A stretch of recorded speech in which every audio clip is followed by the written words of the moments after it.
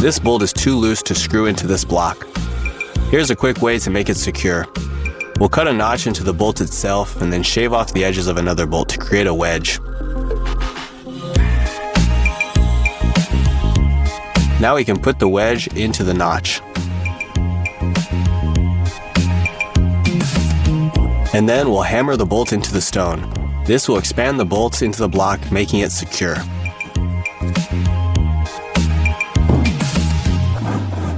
How about adding a bit of decoration to these drawers? We can square off a log to match the size of the drawers and then cut off a few rounds. Add some glue to the ends of the drawers, place the rounds on top. Add a bit more glue or varnish to the top of the rounds to seal up any pores. This gives us a nice rustic look. We'll be using this log to make a napkin hole. We'll need to cut out a slab and then run it through a planer. This will give us an even edge. We'll do the same with the sides. Now we'll cut this piece of wood into 2 equal lengths. Now we want to cut out a space for the napkins about 3 inches deep in the center of each piece. We'll use a marking gauge to get an even length on each side.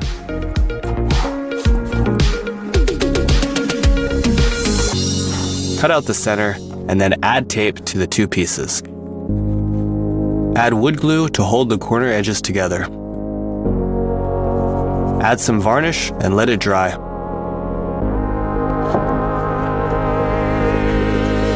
Here's a neat way to use your angle grinder as a sander. Start by adding some double-sided tape to the back of a CD. Cut off the excess tape. Do the same to the other side.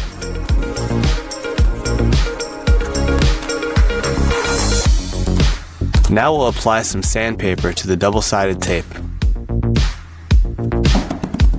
We'll do the same and cut off the excess sandpaper.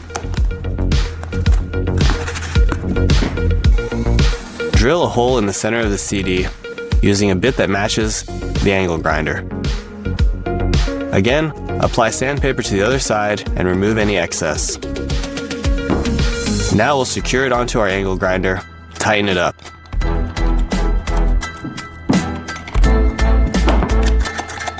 Now we can use this just like a belt sander.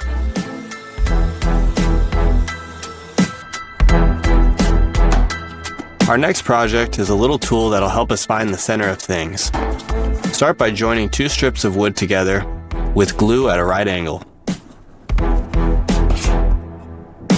Then add another strip at a 45-degree angle on top of the joint.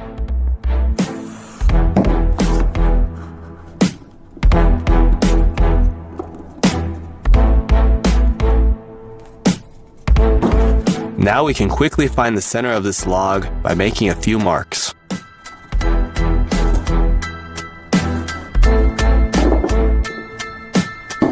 We can even use this tool to make circular cutouts. Find the center of this board just like we did before. Then hammer a nail through the board. Now we can hammer this nail into our table saw. And with just a few cuts, we can remove the nail and we have a nice round circle.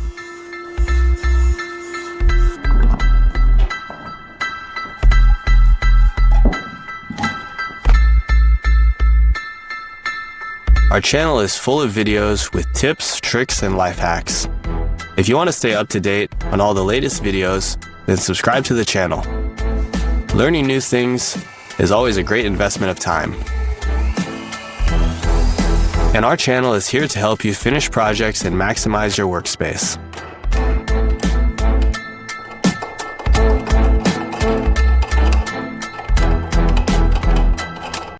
To make sure that this spray gets on the lug nuts and not on the brake pads, try using the top of this plastic bottle as a funnel.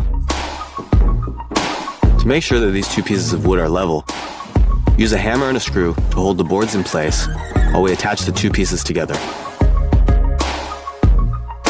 Wrapping the wire around the terminal like this isn't going to hold. Instead, we'll remove some of the plastic from the end of the wire like usual.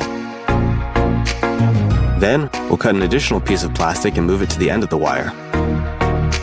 Now wrap the wire around the terminal back on itself and then tighten it back down. We're having a hard time removing this bolt with these pliers. We can make our own DIY socket wrench. Insert a same-size bolt into a pipe and then hammer on all sides until the pipe matches the shape of the bolt.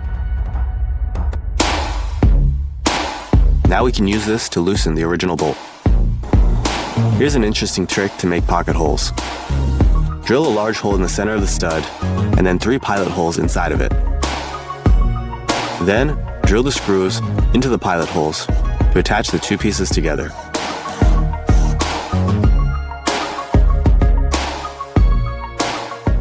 For our next project, we'll be modifying these pliers to turn them into brick tongs. We'll start by cutting off a couple strips of metal and then welding the larger piece to the handle and the smaller piece to the jaws.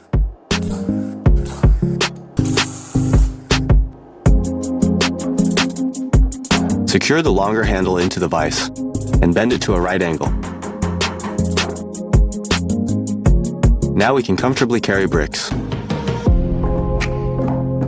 Sometimes it can be impossible to fill a larger bucket with water because it just won't fit into the sink. In these cases, we can attach foam tubing to the faucet and then place the other end of the foam tubing into the bucket which we set on the floor. Now we'll be making a DIY sandblaster. We'll first need to cut out a hole from this pipe and flatten one end. Next, we'll need 2 bottle caps. We'll cut out a section on the top of this bottle cap that's the same width as the pipe, so that it can fit inside.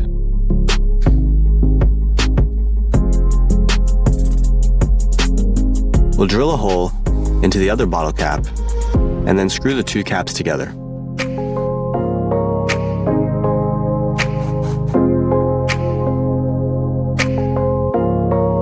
Place the pipe through the incision and then line up the 2 holes. Fill the bottom cap with hot glue. Next, we can fill this bottle with sand and attach it to the bottle cap. Now with an air compressor, our sandblaster can clean our tools. If we've lost the caps to these nozzles on our glue bottles, we can just use drywall anchors as a substitute.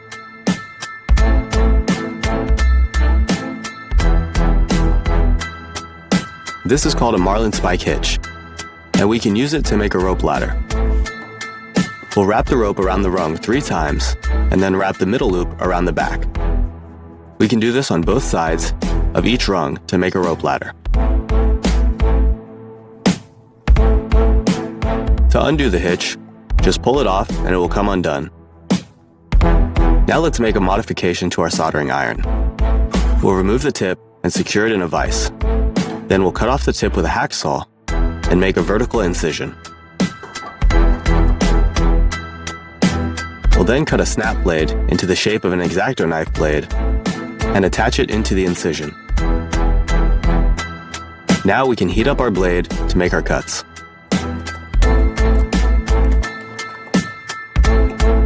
We need to make a new handle for our screwdriver. We can make one using hot glue and baking soda. Heat up the hot glue and the baking soda together using a heat gun.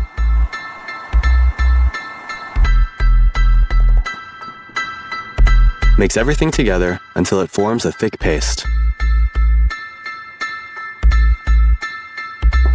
As it cools, mold the handle onto the shank until the paste cools to a hard plastic handle.